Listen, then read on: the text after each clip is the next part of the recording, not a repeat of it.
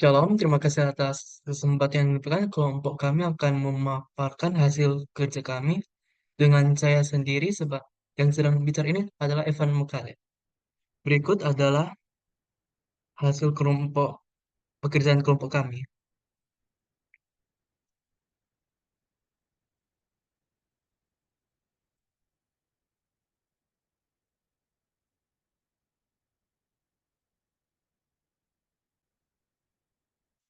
Oke, dengan soal pertama untuk membuat program menggunakan larik yang akhir kodenya adalah sebagai berikut. Nanti soalnya akan ditampilkan. Nah, penjelasan kode di sini yang pertama, dalam kode C++, include ISM ini sangat dibutuhkan dalam menjalankan kode. Soalnya dia ini menggunakan library input dan output sehingga kita bisa menaruh inputan dan juga kode tersebut bisa mengirimkan outputan dari hasil kode berikut. Nah, in main ini merupakan kode yang akan dijalankan pertama ketika kita memulaikan eksekusi kode berikut. Masuk ke barisan keenam. Nah, di sini kita mendeklarasikan sebuah array dengan tipe data int.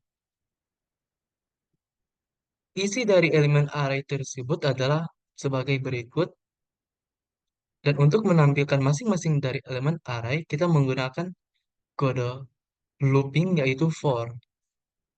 Nah, maksud dari kode looping berikut ini adalah untuk setiap int dengan yang pertama ini adalah sebagai deklarasi awal ketika kode for ini akan dijalankan. Ini mendeklarasikan variabel I dengan tipe data int berjumlah 0. Jika variabel tersebut kurang dari 5, maka tersebut akan menjalankan kode berikut. Dan ketika looping tersebut sudah selesai dieksekusi, maka kode tersebut akan menjalankan bagian ini di mana nilai I tersebut akan ditambahkan dengan 1. Nah, ketika kita akan membuild kode berikut adalah hasil eksekusi dari kode tersebut. Terima kasih. Oke, baik. Terima kasih Evan sudah menjelaskan nomor satu. Sekarang saya akan masuk ke nomor 2 dan nomor 3.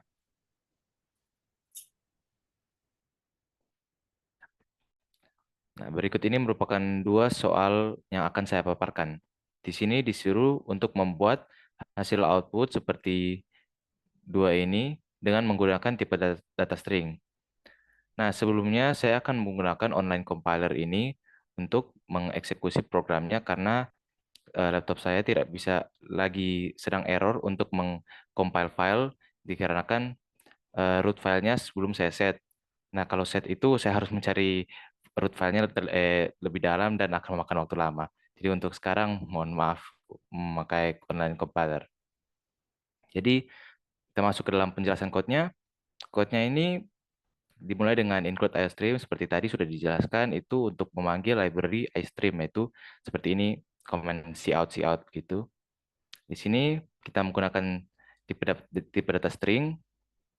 Nah, integer main itu ada dari semua C++ itu menggunakan integer main.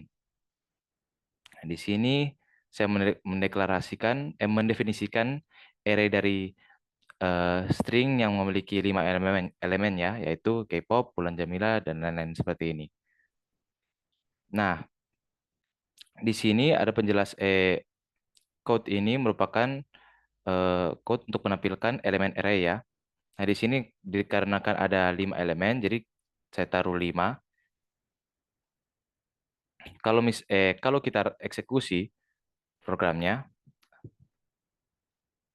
akan keluar 5 array seperti ini.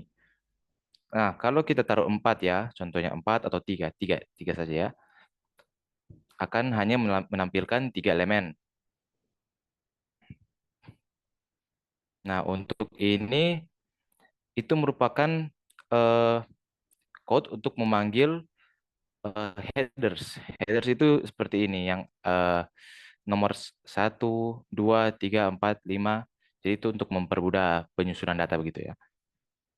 Nah, kita lanjut ke nomor yang berikutnya. Kalau di sini disuruh menampilkan string lain seperti ini, yang baris sudah ditentukan dan hanya dalam satu kolom. Nah, di sini kita kalau mengeksekusinya dikarenakan sini ada 10 elemen, 10 baris ya, akan tampil seperti ini. Pasti bisa.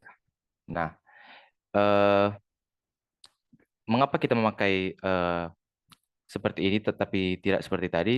Dikarenakan kalau kita memakai line ini, cara ini, dia tidak akan menampilkan itu header-header seperti tadi, yang nomor 1, 2, 3, 4, 5, dan seterusnya. Sekian dari saya, dilanjutkan oleh Ralfi. Kepada Ralfi dipersilakan. Baik, terima kasih Edward atas kesempatannya. Perkenalkan nama saya Ralfi Bobinto.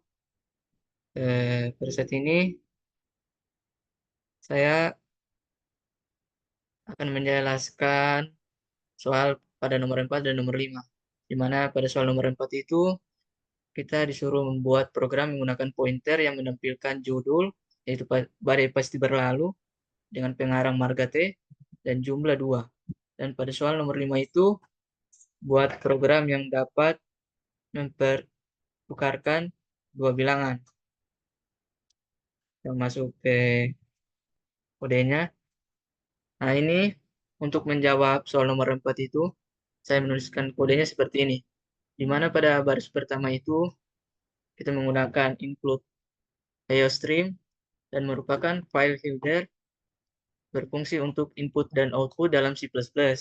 Baris kedua itu using namespace std berfungsi untuk kepada pengguna dalam menuliskan nama namespace std seperti cout cin tanpa menuliskan std di depannya. Dan pada baris keempat ini in main mendefinisikan fungsi main dan merupakan titik awal program dieksekusi. Pada baris ke-6 sampai baris ke-8 itu mendefinisikan variabel dengan informasi buku. Dan pada baris ke-6 dan baris ke-7 itu dia mendefinisikan sebuah pointer ke konstanta karakter ditunjukkan sebagai string literal, yaitu badai pasti berlalu dan marga T, dan disimpan pada variabel titel dan author. Kemudian pada baris ke-8 itu mendeklarasikan sebuah variabel dengan tipe data integer dan nilainya itu 2 dan disimpan pada variabel number. Baris ke-11 sampai baris ke-13 itu dia menampilkan informasi buku menggunakan pointer, di mana judul itu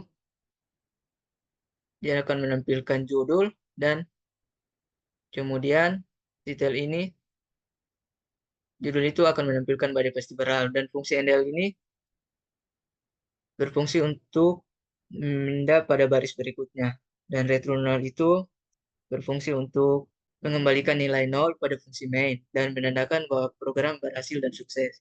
Saat ini saya akan running. Ini hasil eksekusi programnya sama seperti soal yang diminta. Itu judul badai pasti berlalu, pengarang marga T, jumlah 2. Kita lanjut pada nomor selanjutnya, yaitu nomor 5.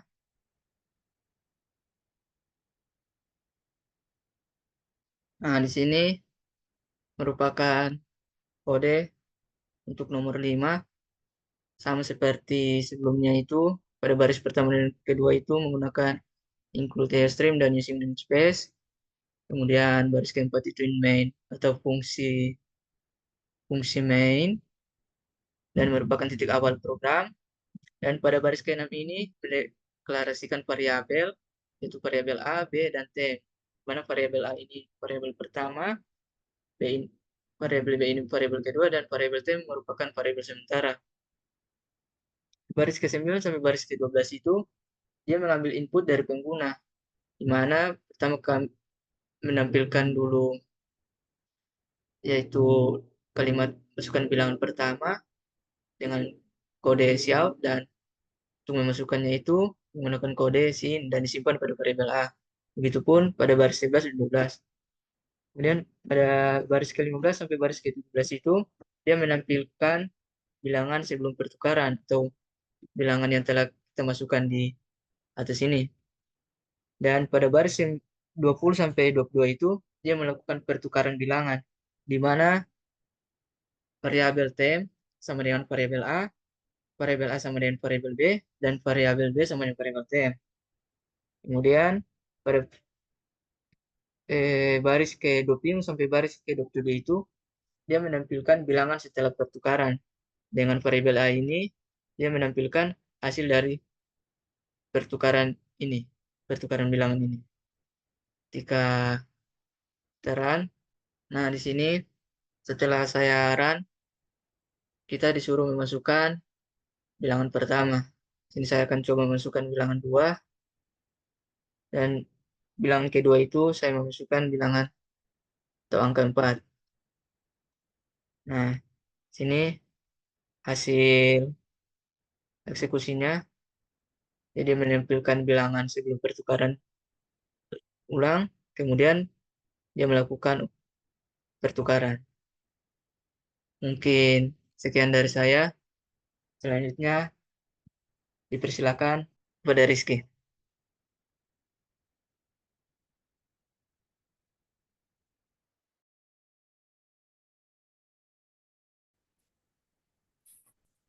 Oke, kita masuk ke contoh soal yang nomor 6, yaitu buat program untuk menampilkan masukan nilai dan keluaran fungsi faktorialnya.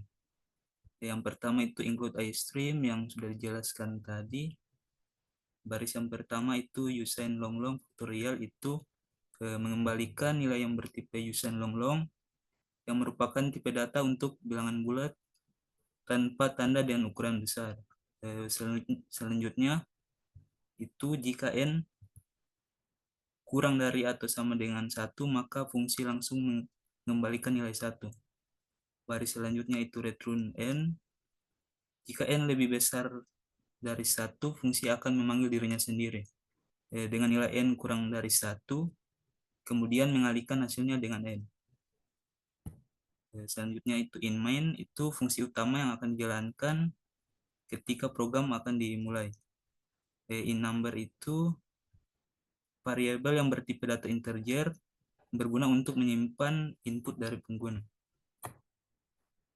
Selanjutnya cout, masukkan sebuah angka itu untuk menampilkan pesan masukkan sebuah angka ke layar. Dan selanjutnya number ini membaca input dari pengguna dan menyimpannya dalam variabel number. Selanjutnya itu if number kurang dari 0 itu untuk bilangan bulat non negatif, sehingga jika number kurang dari 0 program akan memberikan pesan error. Baris selanjutnya itu berfungsi untuk memasukkan angka negatif.